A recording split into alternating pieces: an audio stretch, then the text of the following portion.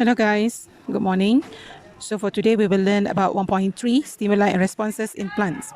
So let's look at page 30 in your textbook. So for plants, okay, like humans and animals, so they also can detect stimuli and respond. Okay, detect stimuli and respond. So what is stimuli? Stimuli is something that trigger the plant to move or to grow, and then the response, okay, whether it is responding to the to the thing that stimulate it to move. Okay, that makes it to move or grow. So the stimuli can be detected by plants include light, water, gravity, and touch. So the responses of plants can be divided into two, as shown on the right side. Okay, so the responses of plants toward the stimuli of the four, we have just now light, water, gravity, and touch. So it responses basically by having tropism responses and also nastic movement responses. Okay, so let's look at the first one, which is tropism. So tropism is a directional. So directional means it is response towards a specific stimuli. Okay, directional means it has a certain stimuli. Okay, certain stimuli, which response of plants to the stimuli such as light, water, gravity, and touch. Okay, gravity and touch. Right, so you can look at page 30. So a certain part of plant, okay, there are parts in plants that only respond toward this stimuli. Okay, so for the first one, the part of plant which grows towards the stimulus known as positive, okay, positive tropism.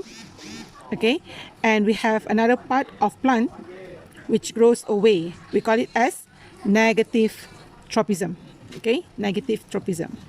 So the directional response of plants normally occurs slowly and less significantly. So it will take longer time, okay, not at a very fast pace or maybe in short time interval. So it always need time. Okay, that's why we cannot see the plant grows, but it is growing, okay, with time.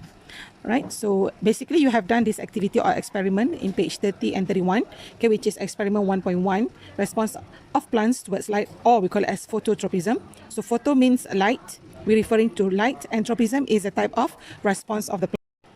So the type of responses of phototropism, okay, belongs to the part of plants which is shoots. Okay, the shoots of the plants. So we are using the beans, the green beans that produce bean sprout. Okay, you have done this in your your primary school.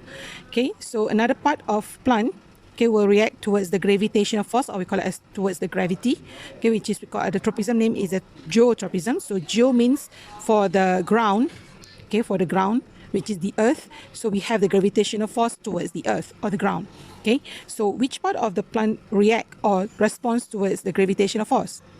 Yes, it is roots. Okay, roots in the ground. So we planted the plants in the ground so as for the roots to direct it towards the ground, inside the ground. Okay, the gravitational force.